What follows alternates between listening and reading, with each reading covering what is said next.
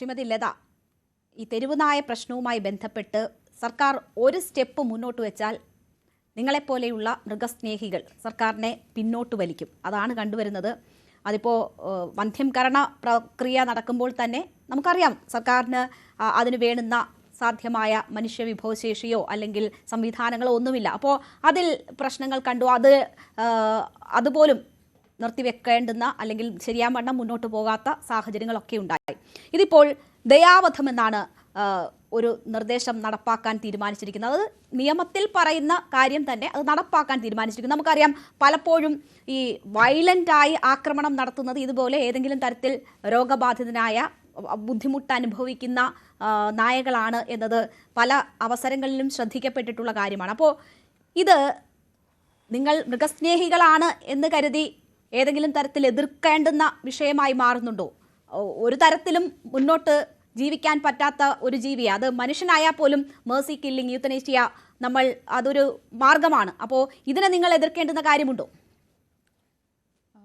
ദയാവധം in principle ഞങ്ങൾ എതിർക്കുന്നില്ല. അത് ദയാവധം ചെയ്യേണ്ട കേസുകളിൽ ദയാവധം ചെയ്യണം. അതിന് പ്രത്യേകമായിട്ട് പ്രോട്ടോകോൾസും ഒക്കെ സെൻട്രൽ മൃഗസംരക്ഷണ വകുപ്പ് നിർദ്ദേശിച്ചിട്ടുണ്ട്. അതായത് ഏത് സിറ്റുവേഷനിലാണ് ഒരു നായയെ അല്ലെങ്കിൽ ഏത് ജീവിയാണെങ്കിലും ജനറൽ ആയിട്ടുള്ള കുറേ പ്രോട്ടോകോൾസ് ഉണ്ട്. യൂത്തനേഷ്യ പ്രോട്ടോകോൾ എന്ന് പറഞ്ഞ് തന്നെ animal welfare board of India ഇറക്കിയിട്ടുണ്ട്. അത് എല്ലാ ജീവികൾക്കും ബാധകമാണ്.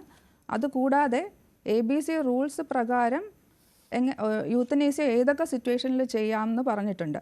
അതിൽ വളരെ കൃത്യമായിട്ട് പറഞ്ഞിട്ടുണ്ട് പോപ്പുലേഷൻ കൺട്രോൾ മെഷറായിട്ട് ദയാവധം ഉപയോഗിക്കാൻ പാടില്ല എന്ന് കൃത്യമായിട്ട് പറഞ്ഞിട്ടുണ്ട്.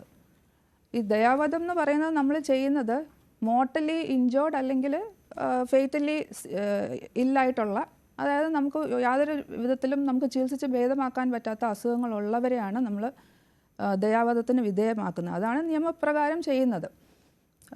അതിനകത്ത് റേബീസ് പോലും ഉൾപ്പെടുത്തിയിട്ടില്ല. കാരണം റേബിഡ് ഡോഗ്സിനെ പോലും ക്വാറന്റൈൻ ചെയ്തിട്ട് അവർ മരിക്കുന്നുണ്ടോ എന്നുള്ളത് നോക്കിയിട്ട് അവരുടെ ബോഡി കൊണ്ടുപോയി ടെസ്റ്റ് ചെയ്തിട്ട് അതിന് റേബീസ് ആയിരുന്നോ എന്നുള്ളത് കൃത്യമായിട്ട് കണ്ടുപിടിക്കണം എന്നാണ്. അത് വെറുതെ ഒരു പ്രൊസീജിയറിന് വേണ്ടി പറയുന്നതല്ല. അത് എത്രമാത്രം റേബീസ് ഉണ്ടെന്നും പിന്നെ ഇത് ആരെങ്കിലും കടിച്ചിട്ടുണ്ടെങ്കിൽ അത് റേബീസ് ആണോ എന്ന് അറിഞ്ഞിട്ട് അതിന് വേണ്ടുന്ന പ്രതിരോധ നടപടികൾ എടുക്കാൻ വേണ്ടിയിട്ടാണ് അങ്ങനെ ചെയ്യുന്നത്. ഇതിനെല്ലാത്തിനും ഒരു കാരണമുണ്ട്. ഇപ്പോൾ ഞാൻ കിഷോർ സാറ് പറഞ്ഞതിൽ ഏകദേശം ഒരു 90% യോജിക്കുകയാണ്. പക്ഷേ ഇവിടെ ജോസ് മാവേലി സാറ് പറഞ്ഞു 2001 വരെ നമ്മൾ ഈസി ആയിട്ട് നായ്ക്കളെ കൊന്നുകൊണ്ടിരുന്നു. ഓക്കെ, ഈസി ആയിട്ട് നമ്മൾ നായ്ക്കളെ കൊന്നുകൊണ്ടിരുന്നു. പക്ഷേ ആ സമയത്ത് നമുക്ക് റേബീസ് ഇതിലും കൂടുതലുണ്ടായിരുന്നു, റേബീസ് മരണങ്ങൾ ഇതിലും കൂടുതലുണ്ടായിരുന്നു. അതെന്തുകൊണ്ടാണെന്ന് ആരെങ്കിലും നോക്കിയിട്ടുണ്ടോ? പോട്ടെ, കോവിഡിൻ്റെ സമയത്ത് നമ്മൾ തെരുവുനായ കടിച്ച് ധാരാളം ആളുകൾ നമ്മളുടെ എല്ലാ ആശുപത്രികളിലും വരുന്നുണ്ടെന്ന് പറയുന്നു. ഈ കോവിഡിൻ്റെ സമയത്ത് നമ്മൾ നോക്കുകയാണെങ്കിൽ കാണാം തെരുവുനായ കടിയെന്ന് പറഞ്ഞിട്ട് തന്നിരിക്കുന്ന നമ്പർ ഡേറ്റ നമ്മൾ നോക്കുകയാണെങ്കിൽ കോവിഡ് സമയത്ത് ആളുകൾ വെളിയിലില്ലായിരുന്ന സമയത്ത് നമ്പർ ഓഫ് ബൈറ്റ്സ് ഒട്ടും കുറഞ്ഞിട്ടില്ല. അതെന്തുകൊണ്ടാണ്? ഒന്നിൽ നമ്മുടെ ഡേറ്റയ്ക്ക് എന്തെങ്കിലും പ്രോബ്ലം ഉണ്ട്, അല്ലെങ്കിൽ ഇത് യഥാർത്ഥത്തിൽ ഈ കടി എന്ന് പറയുന്നത് ഒരു വലിയ ശതമാനം വരെ നമ്മുടെ ഡൊമസ്റ്റിക് ഡോഗ്സിൻ്റെ കടിയേറ്റ ആളുകൾ ഹോസ്പിറ്റലിൽ വരുന്നതാണ്. പക്ഷേ അതിനൊരു സെപ്പറേഷൻ, അതിന് നമ്മൾ ഡേറ്റ കളക്ട് ചെയ്യുമ്പോഴും നമ്മൾ ആ ഡേറ്റ പ്രസൻറ്റ് ചെയ്യുമ്പോഴും അതിനൊരു സെപ്പറേഷൻ ഇല്ലാത്തത് കൊണ്ട് എല്ലാം തെരുവുനായയുടെ തലയിൽ പോവുകയാണ്. പിന്നെ അതുകൂടാതെ നമുക്ക് പറയാനുള്ളത് ഈ ABC എന്ന് പറഞ്ഞ ഒരു നിയമം മൃഗസ്നേഹികൾ സൃഷ്ടിച്ച ഒരു സംഭവമല്ല. ഇത് കൃത്യമായിട്ടുള്ള സ്റ്റഡീസ് അനുസരിച്ച് സയൻറ്റിഫിക്കായിട്ട് നമ്മളുടെ നാട്ടിൽ, നമ്മളുടെ ക്ലൈമറ്റിൽ ഈ നായ്ക്കളെ കൊന്ന് നശിപ്പിക്കുന്നത് എളുപ്പമല്ലെന്നും അവരെ ഹെൽത്തി ആയിട്ട് വാക്സിനേറ്റ് ചെയ്ത് സ്റ്റെറിലൈസ് ചെയ്ത് റീറ്റെയിൻ ചെയ്ത് ഗ്രാജുവലി അതിൻ്റെ നമ്പേഴ്സ് കുറച്ചുകൊണ്ട് വരുന്നതാണ് നല്ലതെന്നും മനസ്സിലാക്കിയിട്ട് ഉള്ള ഒരു നിയമമാണ് ആനിമൽ ബർത്ത് കൺട്രോൾ റൂൾസ് എന്ന് പറയുന്നത്.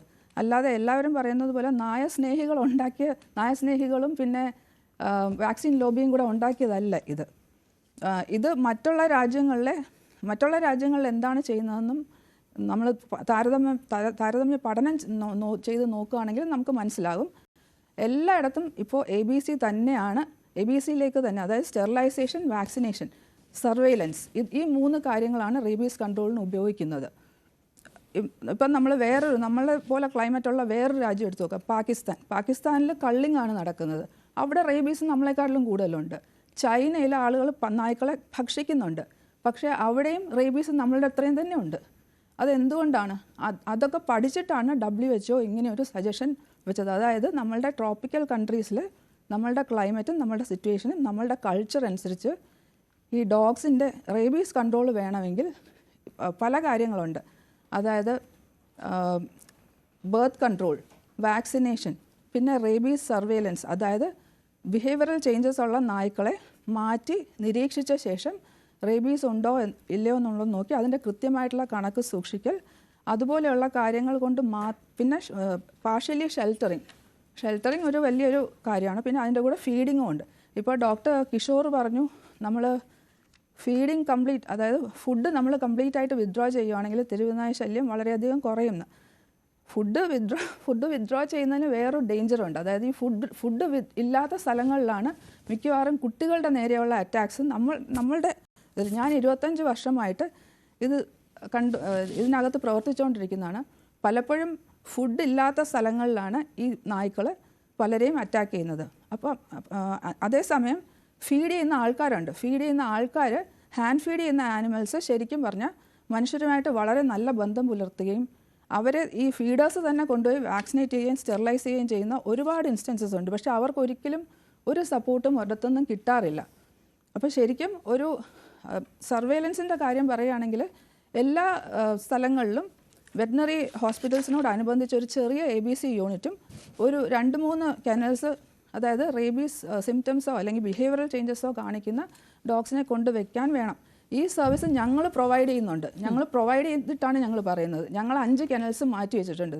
അവിടെ റെഗുലറായിട്ടും ഇതുപോലെ ഏതെങ്കിലും നായ കടിച്ചോ അല്ലെങ്കിൽ വീട്ടിലുള്ള നായ്ക്കൾ തന്നെ എന്തെങ്കിലും ബിഹേവിയറൽ ചേഞ്ചസ് കാണിച്ച് ആളുകളെ കടിക്കുമ്പോൾ നമ്മൾ അതിനെ കൊണ്ടുവച്ച് നോക്കിയിട്ട് അത് റേബീസ് ആണെങ്കിൽ നമ്മൾ തന്നെ ടെസ്റ്റ് ചെയ്ത് നമ്മൾ അവരെ അറിയിക്കുകയാണ് ചെയ്യുന്നത്. ഇതുപോലെയുള്ള പല കാര്യങ്ങളും. പിന്നെ അതുപോലെ എക്സസീവ് ആയിട്ടുള്ള ബ്രീഡിങ്, നമ്മളുടെ ഇവിടെ ബ്രീഡേഴ്സ് റൂൾസ് ഉണ്ട്, അത് പാലിക്കാറില്ല. ഞങ്ങളുടെ ഷെൽട്ടറിൽ മാത്രം ഇപ്പം 11 ലാബ്രഡോർസും 4 സ്പിറ്റ്സ്, അങ്ങനെ എല്ലാത്തരം എക്സോട്ടിക് ബ്രീഡ്സിലുള്ള ഡോഗ്സിനെയും കാണാം. ഇതിനെയെല്ലാം നാട്ടുകാർ വളർത്തിയ ശേഷം ഏതെങ്കിലും സിറ്റുവേഷനിൽ വളർത്താൻ പറ്റാത്തപ്പോൾ റോഡിലേക്ക് ഇറക്കി വിടുന്നതാണ്. അപ്പം നമുക്ക് ഈ ഒരു ABC മാത്രം കൊണ്ട് നമുക്ക് പ്രോബ്ലം സോൾവ് ചെയ്യാൻ പറ്റില്ല. ഒരുപാട് കാര്യങ്ങളുണ്ട് ഇതിനകത്ത്. ABC ചെയ്യണം, വാക്സിനേഷൻ ചെയ്യണം, നമ്മളുടെ വീട്ടിലുള്ള നായ്ക്കളെ പ്രോപ്പറായിട്ട് വാക്സിനേറ്റ് ചെയ്ത് മൈക്രോചിപ്പ് ചെയ്ത് റോഡിലേക്ക് എറിയുന്നവരെ പണിഷ് ചെയ്യണം. ഇതുപോലെയുള്ള ഒരുപാട് കാര്യങ്ങൾ ചെയ്താൽ മാത്രമേ നമ്മളുടെ പോലത്തെ ഒരു രാജ്യത്ത് റേബീസ് കുറയുള്ളൂ. അങ്ങനെയുള്ള ഘട്ടങ്ങളുണ്ട്. പക്ഷേ ഈ മേഴ്സി കില്ലിംഗ് എന്നതാണ് ഇപ്പോൾ നമ്മൾ എത്തി നിൽക്കുന്നത്.